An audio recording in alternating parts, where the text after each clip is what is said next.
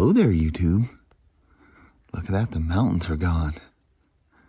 Welcome to a 54 degree Thursday, August the 11th.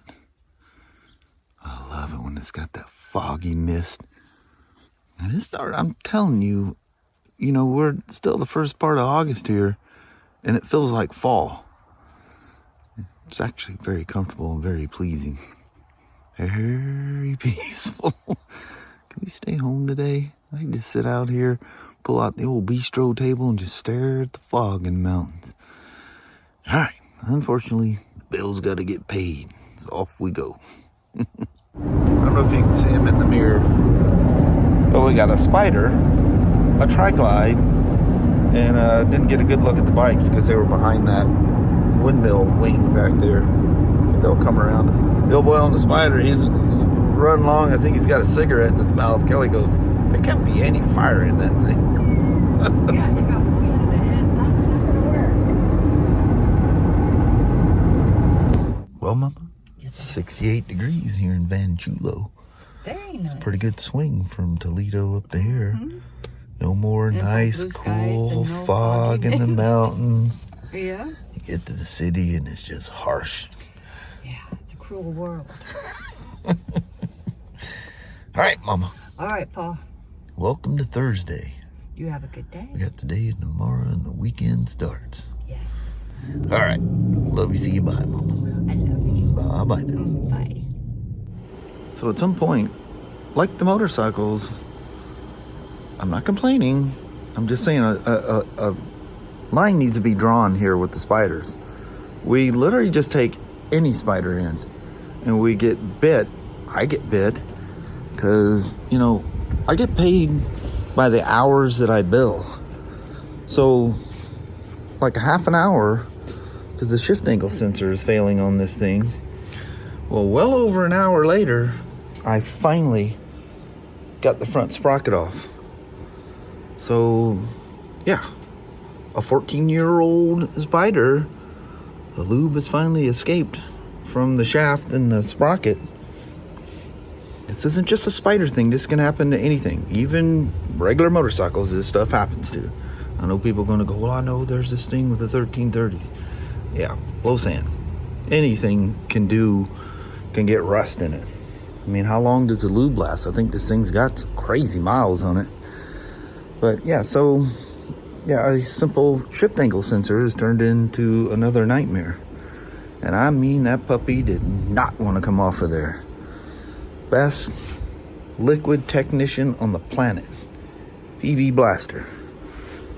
But I have to put the PB Blaster in there, buzz it to get it to sink in, and then work it, suck it, blow, try to push air between the, down the spline. You get all that rust and gunk out of there. So, yeah, simple things. That's just what you run into with old motorcycles. That's why these little private mom and pop shops thrive. But they don't have any overhead. Their labor can be a lot cheaper. We can't do that. People like me, they pay me a stupid amount of money to work on these things. That doesn't come cheap. And it gets passed on to the customer. The customer's not happy because they found this good deal on this old bike. Although I think she's had this thing for quite a while, so I'm not picking on her at all. And she's pretty good at bringing in for services and stuff. But anyway, when you run these, 14 years old, things happen. But when these things happen, it takes time. And that's where our labor rate and the things they're paying somebody like me, this is not, mom and pop out there that has no overhead. It's crazy how little per hour in our shop is profit. It pays part of the building, the overhead, like the $3,000 or $13,000 or something like that worth of tools, I think they were saying, for this new electric scooter that we have to have, and they're gonna just send them to us. All kinds of crazy stuff. Oh, part of it is some recall thing too, and we got to pay for it. So anyway, all this stuff costs a lot of money. When I had a little shop I did. That's what I did for a living for 5 or 6 years, whatever it was. And I had no overhead. You know, if I ran into these things, you know, I'd tell them, you know, it's going to be whatever. You know, and my labor rate was very flexible because I had no overhead. So these things become very expensive. People go, F you shops, you know, that don't take things over 10 years old. There's a reason for that. Very legit reason. Because these things get really expensive. And what ends up happening is just like this. I'll probably work on this thing quite a bit a time for free. And so the techs don't want to work on it. The younger techs, you know, they're all about that money. You know, you got to have that new motorcycle or whatever it is they're doing. You know, they don't want to mess with this thing. They just want something. They go in, do a Slim Jim, you know, simple service thing. Just follow the rules, do all the service things, and ship them down the road. When it becomes these things where it takes years of knowledge to figure out how to deal with this kind of stuff, that's where people like me come about. And that's why people like me end up with these old clappers, you know. This one actually runs good. I'm not, when I say clapper, I'm not trying to be too negative. It's just the way I feel right now, because I know I'm going to eat sometime and I'm not going to get paid for it. And if I charge the time that I'll ultimately end up spending on this thing, the customer would probably just not fix it. So everybody loses. Everyone loses. So anyway, just my little rant of the day. I just spent all this time finally getting this thing off, just to take 2 bolts and a coupler off a shift angle sensor and put a new one in there. It's only going to be a half an hour, I think is what it was. You just got to loosen the belt, pull the sprocket. Actually, you don't have to take the sprocket all the way off. Well, I have to because it's rusted and I got to clean all this up. Make sure everything's fine. Hopefully the transmission spline is good. I don't know what shape the sprocket's in. These don't really have that problem for the most part. I've definitely seen them, but they clean up well, and you know, these things don't make enough power to hurt themselves. So anyway, here we go. Sorry about the crying. I'm happy now. Thanks for letting me cry on your shoulder. Give me a pat and I'll go on my little way. There's the old switch. There's the new switch. That's all I was doing. And literally all you have to do is just back this thing off enough that you can get to that screw right there. Well, when everything's locked up. But surprisingly, the shaft and the sprocket are fine. You can slide it on there completely dry and it's nice and tight. So I thought I'd pop on for a second, let you know, and to apologize for being a whiny little baby there. You just get frustrated with these things, especially when you're losing money. You go, how was your pay period? Oh, it was terrible. I worked on a bunch of stuff for free. But, because they keep taking these things in. But, anyway, they paste her up with that fancy Kluber stuff, which is a rare commodity, I guess, at the moment. BRP's out of it. I think by the time the bulletin, the actual safety bulletin for the RTs come out, they're supposed to have it in stock. So anyway, the same stuff goes on this as it does on the 1330s. But that's it. Then I got to replace the switch assembly up there, and I got to finish a service that I was doing on it. So I got some work to do. You guys quit bothering me. I'm trying to get this thing done. I'm losing money here talking to you guys. Alrighty. Man, talk about when things don't go as planned. It happens. There she is. Belt's still loose. I'll jack the thing up, adjust the belt, and then once that's done, I can reach in and torque this thing. But you just get a light coating both on the sprocket, and that if you put it on too thick, it just peels off. But you just wet, it's like you're painting it. And make sure no grooves, and I take the sprocket on and off multiple times to make sure it's got a nice even coating of it. That's a Kluber Pace 46 MR 401. And then some good old Loctite on the bolt. And yeah, should be down the road. And when I program that shift angle sensor and install the shift switch up there, which is in that box over there, and service, should be on the road again. Hot dang. But yeah, the belt's got to be tight because you got the torque on that thing's kind of crazy, so it would just go boop, boop, boop if I tried to do it with the belt loose. Alrighty, that's that for that. Everything's torqued down, belts aligned, all that kind of good jazz. Starting to dumping the oil now. Had to pop the HCM filter and the engine filter. Oh, this is the HCM.